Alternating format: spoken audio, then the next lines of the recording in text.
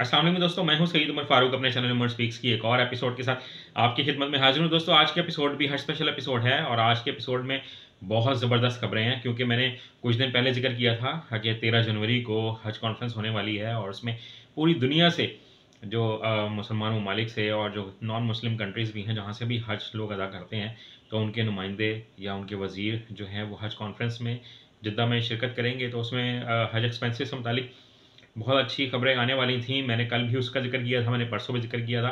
तो आप जो है वो वज़ारत की तरफ से जो कन्फर्म न्यूज़ आ गई हैं तो वो आज शेयर करेंगे।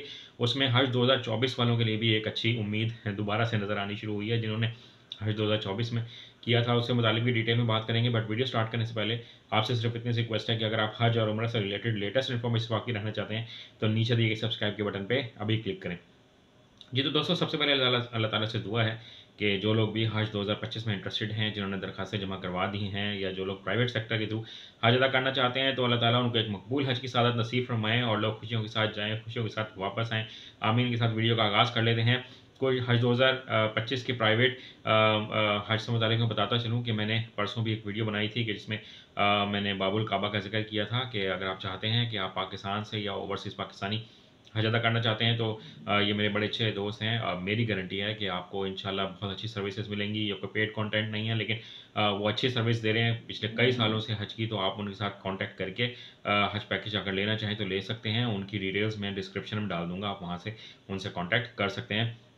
अब बात कर लेते हैं हज 2025 की जो कॉन्फ्रेंस हुई है 13 जनवरी की, तो उससे मुतालिक क्या अपडेट्स आई हैं। तो जनाब पूरी दुनिया से जो लोग भी शरीक हुए उनमें पाकिस्तान की तरफ से चौधरी सालिक हुसैन साहब जो वफाकी वज़ीर मजहबी अमूर हैं वो शरीक हुए इस हज कॉन्फ्रेंस में। और बड़ी ही शानदार खबरें आनी शुरू हो गई हैं कि सऊदी हुकूमत ने, वैसे वो हर साल ही कहते हैं कि हम पाकिस्तानियों को बड़ी ही स्पेशल सर्विसेज प्रोवाइड करेंगे, हम मिना में भी स्पेशल सर्विसेज देंगे, हम मुज़दलिफ़ा में भी स्पेशल सर्विसेज देंगे, लेकिन ऐसा होता नहीं है। क्योंकि मिना में भी जो लोग भी पहले हज अदा कर सकते हैं तो वो मेरी इस बात को एंडोर्स करेंगे कि इतनी अच्छी फैसिलिटीज़ मिना में नहीं होती हैं और वहाँ पे वॉशरूम की फैसिलिटीज़ इतनी अच्छी नहीं होती। और जो वहाँ पे रहने की जो फैसिलिटीज़ हैं, पाकिस्तान को डी कैटेगरी में जो ख़ैमे दिए जाते हैं हज के दिनों में, जो हज के अयाम होते हैं 5-6 दिन जो लास्ट फ्यू डेज़ होते हैं, उसमें पाकिस्तानियों के साथ इतना अच्छा सलूक नहीं होता है, क्योंकि हम लोग सस्ता पैकेज ही लेके जाते हैं सऊदी हुकूमत के मुताबिक। हम लोग वैसे अपने यहाँ पे तो कहते हैं कि हुकूमत ने इतना हज महंगा कर दिया है, लेकिन सऊदी हुकूमत ने भी बहुत महंगा कर दिया है जनाब। और ये उनका एक बिज़नेस है, वो तो इसको एक बिज़नेस के तौर पर ट्रीट करते हैं। उनके लिए ये हज और उम्रा एक कारोबार ही है। वो ठीक है हमारे लिए और बाकी लोगों के लिए मज़हबी फ़रीज़ा है, लेकिन ये उनके लिए सोर्स ऑफ इनकम भी है। तो वो जो हज एक्सपेंसेस जो हैं वो बढ़ाए जा रहे हैं और डॉलर्स में वो रेट बढ़ाते हैं हर साल, तो मजबूरन पूरी दुनिया में हज जो है वो महंगा ही होता जा रहा है। हम अपनी करेंसी के मुताबिक बहुत महंगा हज कर रहे हैं और बाकी ममालिक अपनी करेंसी के मुताबिक बहुत महंगा हज कर रहे हैं। तो फिर लेकिन फैसिलिटीज़ तो वहाँ पे अच्छी करें। सऊदी अरब जैसे तरक्की याफ्ता मुल्क में मिना में आप कम अज़ कम वॉशरूम तो लोगों को अच्छे दें। आप वहाँ पे लोगों की रेजिडेंस जो है, जो 4-5 दिन 6 दिन उन्होंने वहाँ पे गुजारने हैं, वो तो कम अज़ कम अच्छी दें। आपने इस दफ़ा भी वादा तो कर लिया है इस हज कॉन्फ्रेंस में कि हम बेहतरीन फैसिलिटीज़ देंगे, वहाँ पे आपको बड़ा अच्छा निज़ाम मिलेगा। लेकिन अगर आपने इतना ही अच्छा इंतज़ाम किया होता, इतना ही अच्छा निज़ाम होता, तो जो 2024 में जिन लोगों ने हज किया वहाँ पे इतने सारे हाजी साहिबान जो हैं वो ड्यूरिंग हज शहीद ना होते और उनकी जो बॉडीज़ हैं वो इस तरह से रोड पर देखा नहीं जाते थे। वो सीन रोड पर जैसे पड़ी हुई होती थी और उनके लवाहिकीन उनके साथ बैठे होते थे। तो आप सब ने वो वीडियोस देखी होंगी। तो सऊदी हुकूमत से हाथ जोड़ के रिक्वेस्ट है कि भाई सिर्फ दावा ना कीजिएगा, इस दफ़ा अच्छी फैसिलिटीज़ भी दें मिना में। और पूरे हज के दौरान जो 6 दिन हैं उसमें आपने बेहतरीन फैसिलिटीज़ दें। जो आप बात कर रहे हैं, चाहे थोड़े ही पैसे दे रहे हैं, हम दे तो रहे हैं, जितने भी दे रहे हैं आपको मिल तो रहे हैं ना पैसे, थोड़ी सी फैसिलिटीज़ बेहतर कर दें। वॉशरूम अच्छे करने से कोई बहुत ज़्यादा खर्चा नहीं होगा और वहाँ पे अगर रहने का जो इंतज़ाम है, ख़ैमे अच्छे कर देने से कोई बहुत ज़्यादा खर्चा नहीं होगा। तो सिर्फ बातें नहीं, काम भी करके दिखाएँ। सिर्फ पाकिस्तान को पूरी दुनिया जो है वो कहती रहती है कि डू मोर। तो मेरे ख़्याल में सऊदी हुकूमत के लिए भी ये टाइम है कि वो भी डू मोर करें और हाजियों के लिए बेहतरीन सर्विसेज़ प्रोवाइड करें, ताकि लोग वहाँ पर अच्छे तरीके से हज अदा कर सकें। बाकी मैं हाजी साहिबान से ये भी कहूँगा जो पाकिस्तान से जाएंगे कि आपने सब्र से भी काम लेना है और वहाँ पर किसी किस्म की जल्दी नहीं करनी। और ये जो हज जो है ये वैसे ही मुशक्क़त का नाम है, तो उसमें अगर अल्लाह की रज़ा के लिए कभी कोई थोड़ी बहुत ऊंच नीच हो भी जाए तो उसमें भी आपने सब्र से और अल्लाह की रज़ा की खातिर ज़रा उसको बर्दाश्त कर लीजिएगा और इस हज को अपने यादगार बनाइएगा, क्योंकि ये ज़िंदगी में पता नहीं कितने लोगों को एक ही दफ़ा शायद मौका मिलेगा, तो उसको आपने यादगार बना के पूरी अच्छी तरह इबादत जो है वो करके आनी है। जो हज एक्सपेंसेस हैं उसके मुतालिक जो तीसरी एक किस्त है उसका फ़ैसला अब होने जा रहा है और 4,75,000 ही शायद अमाउंट होगी। अभी मैं शायद कवर्ड इसलिए यूज़ कर रहा हूँ क्योंकि अभी ऑफिशियली अनाउंसमेंट नहीं हुई। तो क्योंकि हुकूमत ये कही थी कि 4,75,000 से 5,75,000 आपको तीसरी किस्त में देने होंगे, तो उम्मीद यही है कि 4,75,000 ही देने होंगे, इससे ज़्यादा आप लोगों को नहीं देने पड़ेंगे। तीसरी किस्त आप लोगों को कब जमा करवानी है उसके लिए तैयारी कर लें।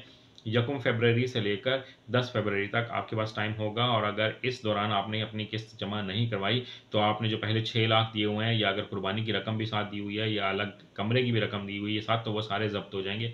वो जुर्माने के तौर पे हुकूमत रख लेगी, क्योंकि वो ये हुकूमत कहती है कि हम लोग बुकिंग करवा चुके हैं, अब सऊदी हुकूमत के साथ हमारी बुकिंग तमाम डील्स फाइनल हो चुकी हैं, साइन हो गए हैं, एग्रीमेंट हो गए हैं। तो अब अगर आप लोग जाने से इनकार करेंगे तो इसमें ज़ाहिर सी बात है फिर हुकूमत का नुकसान होगा ना, क्योंकि वो जो 6 लाख आपने तो दे दिए लेकिन जो 11 लाख रुपए के वहाँ पे उन्होंने बुकिंग करवा ली है, तो वो 11 लाख फिर हुकूमत को देने पड़ेंगे, तो वो जुर्माने के तौर पे हुकूमत आपको वापस नहीं करेगी। तो लेकिन अगर खुदा न खास्ता किसी का इंतकाल हो जाता है जिन्होंने अपनी एप्लीकेशन दी हुई है, तो वो रकम आपको ज़रूर वापस मिलेगी, उनकी जगह पे कुछ और लोग जो हैं वो लास्ट स्टेज पर चले जाएंगे।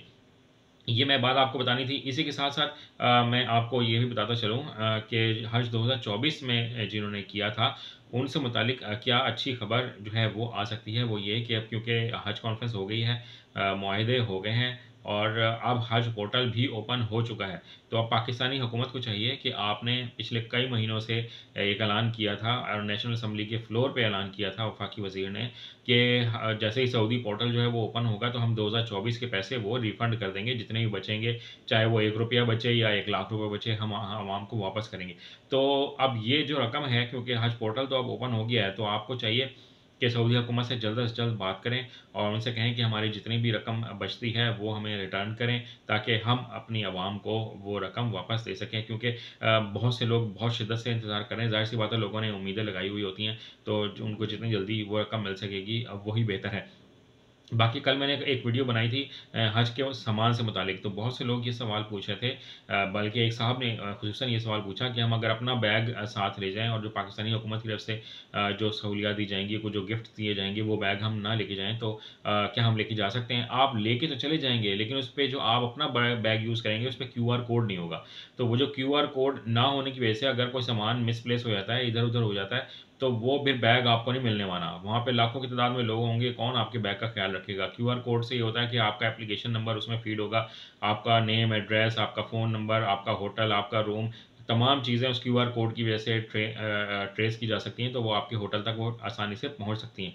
अगर आप वो बैग नहीं लेके जाएँगे तो आपका सामान गुम होने की वजह से मिसप्लेस हो जाएगा, वो आपको नहीं मिलने वाला। तो मैं आपको यही कहूँगा कि जो हुकूमत बैग दे आप वही लेके जाएँ, अपना बैग भी लेके जा सकते हैं। लेकिन हुकूमत जो बैग दे आप वही लेके जाएँ, लेकिन उसपे जहाँ पर QR कोड ना हो, जहाँ वो सिंपल ग्रीन कलर हो, आप वहाँ पर कोई स्प्रे ले लें, उससे कोई ऐसी निशानी लगाएँ वहाँ पर, चाहे अपना नाम लिख लें या कुछ भी, कि वो दूर से ही वो कलर जो है वो प्रोमिनेंट हो जाए कि ये मेरा ही बैग है, इसमें मेरा नाम दूर से लिखा हुआ नज़र आ रहा है। तो इस तरह आपको कुछ आसानी हो जाएगी। तो ये मेरी सजेशन थी। आज की वीडियो में इतना ही कहना था। चैनल पर नए हैं तो चैनल को सब्सक्राइब कर लीजिएगा। हज पे जाएँ तो मुझे अपनी दुआओं में याद रखिएगा। अपने घर वालों का बहुत ज़्यादा ख्याल रखिएगा। अल्लाह हाफ़िज़।